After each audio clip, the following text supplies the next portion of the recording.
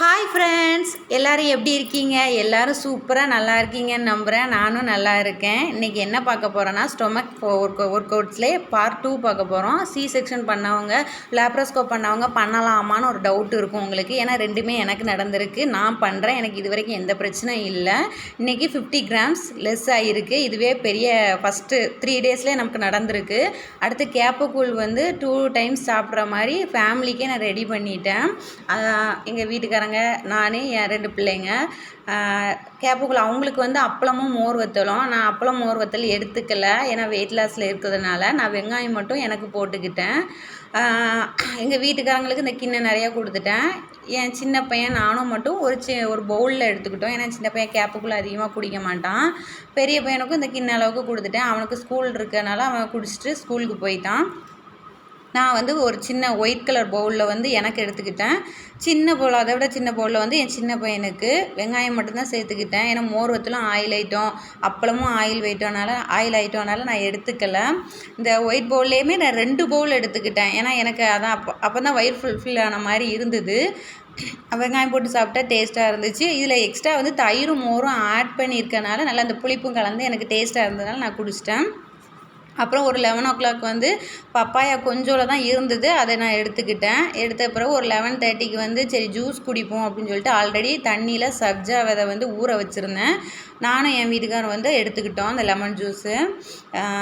ஆனால் உண்மையிலே சொல்கிறேன், இந்த சம்மர் டைம் ஆரம்பிச்சிச்சு. தண்ணி தாங்க ரொம்ப எடுக்குது.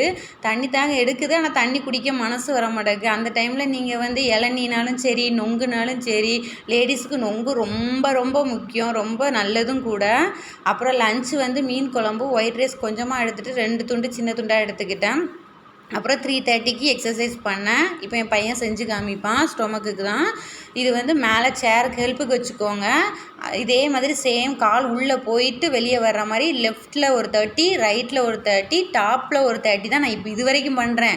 இதுக்கு மேலே இன்க்ரீஸ் பண்ண முடியல, கொஞ்சம் டயர்டாகுது. ஆனால் கூட்டணும். இது ரொம்ப நமக்கு ரிசல்ட்டு கொடுக்கும், குட் ரிசல்ட்டு கொடுக்கும். அடுத்து இந்த எக்ஸசைஸ் ரொம்ப டஃப். என்ன உட்காந்து எந்திக்கிறது தானே அப்படின்னு நினைப்பீங்க. கிடையவே கிடையாது. என்னால் இதை 21க்கு மேலே தாண்டவே முடியலை. ஃபஸ்ட்டு 17 தான் பண்ணேன். நீங்கள் ஃபஸ்ட்டு 10 பண்ணுங்கள். நல்ல ஃபுல் பாடிக்குமே அது ரிசல்ட்டு கொடுக்கும்.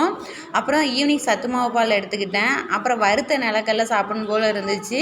அதுவும் நல்லது தான், வெயிட் லாஸுக்கும் கூட ப்ரோட்டீன்ஸும் கிடைக்கும். அதனால் நான் அது ஒரு குத்தளவு தான் சாப்பிட்டேன். ரொம்ப சாப்பிடல. சத்து மாவு குடித்ததுனால வயிறு ஃபுல்லாக இருந்தது. அப்புறம் ஈவினிங்குமே நான் கொஞ்சம் கேப்பக்குள்ளே எடுத்து வச்சுருந்தேன் ஒரு பவுல். அதை நான் டின்னருக்கு வச்சுக்கிட்டேன் 6:30க்கு. அப்புறம் வாக்கிங் நடக்கும்போது ஒன்று சொல்லணும்னு நினச்சேன். ஃபுல்லாக 1 hour 6000 ஸ்டெப்ஸ் நடந்துகிட்டே இருக்கணுமா? இடையில இழைச்சிச்சின்னா நிற்கக்கூடாதா அப்படின்னு நினைப்பீங்க. நிற்கலாம்.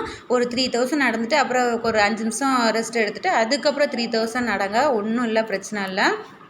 ஆனால் என்ன, ஸ்லோவாக நடக்காதீங்க. அதேமாதிரி ரொம்ப ஸ்பீடாகவும் ரன்னிங் மாதிரியும் போகாதீங்க. நார்மலாக வாக்கிங் கொஞ்சம் நல்லா நார்மலை விட கொஞ்சம் அதிகமாக நடந்துக்கோங்க.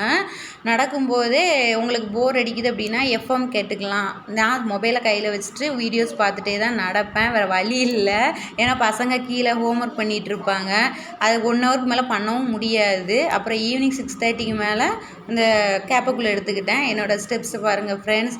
Okay friends, bye. Thank you friends. Like பண்ணுங்கள், ஷேர் பண்ணுங்கள்.